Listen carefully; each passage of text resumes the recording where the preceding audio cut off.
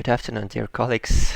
On these difficult days, let's allow ourselves to think a little bit about research methods. And today we're going to take a look at qualitative methods to conclude our course. So first of all, we'll explore how we plan a qualitative study. Then we'll discuss a little bit on different methods of qualitative data analysis. And finally, we'll focus on the quality criteria of qualitative studies and what we can actually do to validate our research findings. So the first part of today's discussion focuses on planning a qualitative study. What is qualitative approach? At the beginning of our course, we discussed that, in fact, in science, we can distinguish between two principal research approaches. One approach can be called nomothetic approach, when we try to establish some general laws, and we use those general laws to explain the individual cases. So, for example, I come up with an idea of extraversion, which is a trait, and then I say, okay, John is an extrovert, this is why he behaves in a certain way. Idiographic approach is an opposite approach, which starts from describing the uniqueness of an individual case and then tries to understand the logic and the principles that govern this behavior, this experience, this situation by looking at the links of this individual with the context. So instead of trying to interpret the behavior in terms of some general ideas, when I adopt an idiographic approach, I try to ignore all the general knowledge that I might have about this reality, and I just try to focus on the phenomena that I see in front of me. So, for example, I describe Sally's behavior, and I pretend not to know labels such as extrovert or introvert, because they are not important. What's important for me is to understand what makes Sally so special as a human being. And this distinction between nomothetic and idiographic approach was proposed late in the 19th century, most notably by Wilhelm Dilthey and other German scientists. And they believed that nomothetic approach is more applicable to natural sciences, whereas the idiographic approach is more applicable for humanities and the sciences of culture. And when we discuss quantitative and qualitative methods, in fact, we use these two opposing strategies. In quantitative methods, we mainly try to establish laws by generalizing from samples. We measure something in a large sample of individuals, then we establish a general tendency, and we evaluate our confidence in this tendency statistically. And then we can use this general knowledge, which is completely alienated from its source, to explain individual cases and future situations. In qualitative approach, the strategy is quite opposite. We describe and we analyze the data that we have in front of us. And then we express this data in terms of local, specific words and meanings. So this data remains linked to the context. And we use this data to get some idea of more general processes that might happen. But we are not able to generalize. This is why quantitative and qualitative research strategies can be thought of as two complementary research approaches. Some people used to think that qualitative approach is not scientific enough, but luckily this idea is long obsolete because qualitative methods have been developed that are actually quite rigorous and that allow you to ensure that you analyze your data really well, and that the conclusions that you see, the conclusions that you make based on your data are not just your projections, are not just your biased interpretations, but are in fact related to the phenomena which are expressed in the text. And this is why qualitative methodology is extremely important, and this is why we're talking about it today. So what kind of steps do we have to take when we plan a qualitative study? First of all, every study begins with a research question. For a qualitative study, this is even more important. Your research question needs to be very specific in order to make it clear for you what it is that you want to accomplish by conducting this study. If you start analyzing your material without having a clear research question in mind, your analysis is going to last forever, and it's very easy to get lost in the process. The second step is choosing a material. And as this material, you can choose different kinds of data or texts, and we'll discuss this shortly. And then the third step is choosing a method for analysis. And this is where it becomes a little bit tricky. Because in quantitative methods, in statistical methods, the methods are actually quite standardized. Basically, you have your matrix with your data, and then you know what buttons to press in SPSS or what code to type in R in order to get the correlations that you need, and these correlations are standardized. In qualitative methods, it is up to you as a researcher to develop a coding scheme to extract those categories, those themes from the material you're dealing with, and there is no standard way to do it. There are some general guidelines, some general suggestions, but in fact, we develop this method as we work with our data every time as a function of our data. And this is why it also becomes so crucial to establish the validity of our results, to ensure that what we see in our data is not just our biased projection, that we see what is really there and not what we want to see. This is why strategies for ensuring validity of our findings are also essential, and we'll take a look at all those today. What kind of material can we use for qualitative studies?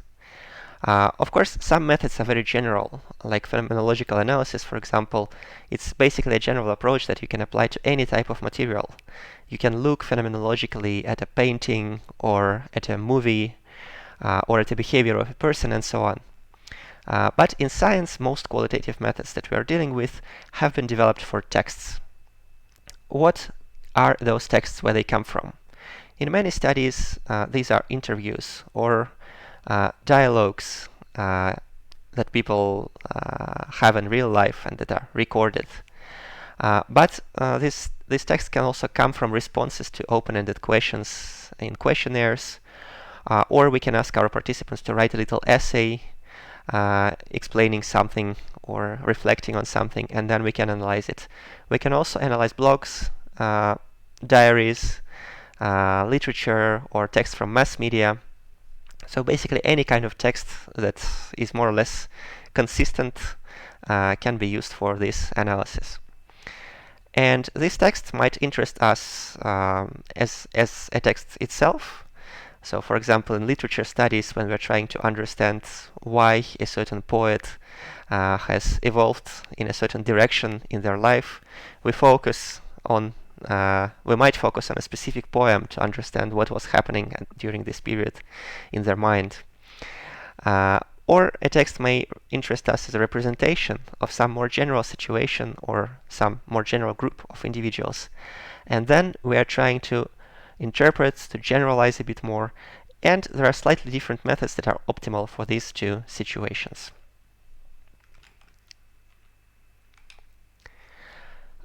Every qualitative method has two aspects, or every qualitative study has two phases: data collection and data analysis. And when you open a textbook which says qualitative methods in psychology, you'll typically find that in different chapters, different authors make emphasis on data collection or data analysis to a different extent. Some qualitative methods provide both. So for example, if you open a chapter on interpretative phenomenological analysis, you will see very clear suggestions on how to conduct an interview to ensure that it will be good to analyze using IPA, how to ask questions, how to organize the setting for this interview, and then there is also a description of how to analyze the data. However, some methods, they only provide you with data analysis. For example, descriptive phenomenological analysis or content analysis is like a cookbook recipe that starts with the words "take a text," and they don't care where it comes from. Whereas other methods, they mainly focus on data collection. If you open a chapter on focus groups, also a qualitative method, but there you will see a lot of suggestions on how to conduct a focus group, how to moderate it, how to ensure that people talk in turns, because focus group is basically a group interview, and they are often used in marketing, and it's very hard to moderate them to ensure that all people talk, all participants have the chance to express their position. But in a chapter on focus groups or conversation analysis, you will not find a discussion on how to analyze this, because they focus mainly on data collection. So qualitative studies are very, very different. The first step that we take when we conduct a qualitative study, we decide on what kind of texts are we going to use. And we might decide on a sampling procedure. For example, if the body of text you're dealing with is extremely large, for example, you're interested in analyzing text from newspapers, and then you need to come up with some kind of a sampling strategy. For example, I will randomly pick 3 issues of a newspaper from every month, and I will analyze these texts. Or you can use some kind of stratified procedure. For example, picking up a certain number of issues of a newspaper from weekdays, weekends, holidays, summer and winter, and so on. Or you can use a non-probability sampling. For example, you can say, okay, I will just take a bunch of blogs written by teachers who discuss their difficulties in their work, and I will analyze them, because this is where I can find this data. So you don't have to use a systematic sampling strategy. And basically in qualitative studies, any kind of material selection can be good. Your material selection can be based on theory. For example, you want to study a certain experience, and then you purposefully obtain a sample of individuals who have lived through this experience. And based on theory, you know where these individuals are and how to find them. Or your study can be a case study when you analyze the experience of a specific person or a specific team, and then you just focus on those individuals. And even such a radical strategy as go fishing is described in qualitative literature. Go fishing means that sometimes we don't know where we're going to find some interesting and important material that we want. So we just start exploring. We start exploring different sources, we start looking for different data, and then as we look, we might find some data that we choose to analyze. So it's okay to make those arbitrary choices. What's really important is that these choices have to be transparent and well documented in your research report. So every person who follows your qualitative study needs to understand the logic why you chose certain units of material. So when you make those data selection decisions, these are the questions that you need to answer. So what is my material? What is the whole population of texts where this experience is described? Or what is the whole population of individuals who have lived through this experience? How do I sample from this population? How do I choose? The third question, how much of what I choose do I analyze? Do I analyze complete blogs of teachers, or do I choose specific entries that reflect specific situations? And then finally, what is the unit of my analysis? Am I interested in specific words? And then this analysis is going to be very superficial. We just count the words. Or am I interested in themes or in text fragments? And I want to produce some thick descriptions explaining what these text fragments express. And just to give you a couple of examples, this comes from an old textbook by teacher Myron Wodek, just to show you how different these qualitative studies are. So the first example is very close to sociology.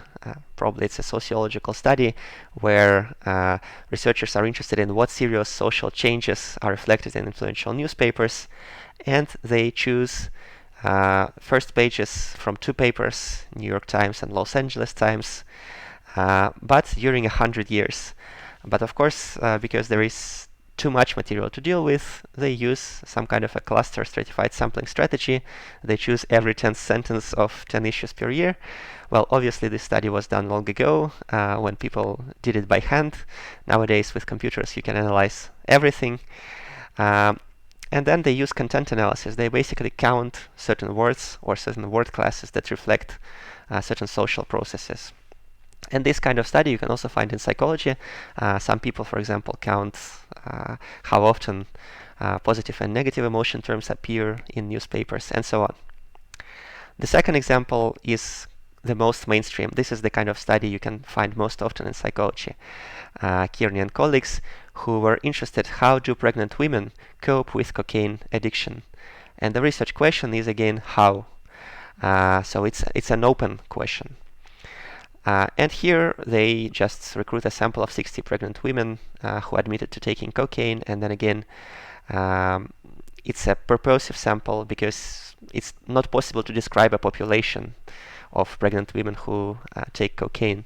And probably they just went to some kind of forums or addiction centers to recruit those individuals. And they used complete interview transcripts and they analyzed themes present in the interview and used grounded theory approach to provide a general description of the way women in this situation of pregnancy deal with cocaine addiction. And the third study is extremely weird. It's not mainstream at all. When a researcher was interested how dreams reflected in ancient Greek strategies, are they psychologically authentic or not? And this researcher took tragedies of ancient Greek authors and found every fragment where a dream was described and analyzed this using some method which I don't know if it's a he or she calls a psychoanalytic literature analysis. And well, this is also possible. So we've explored a little bit how we plan a qualitative study, how we select our data, and our next step is to think how do we analyze this data that we have just collected.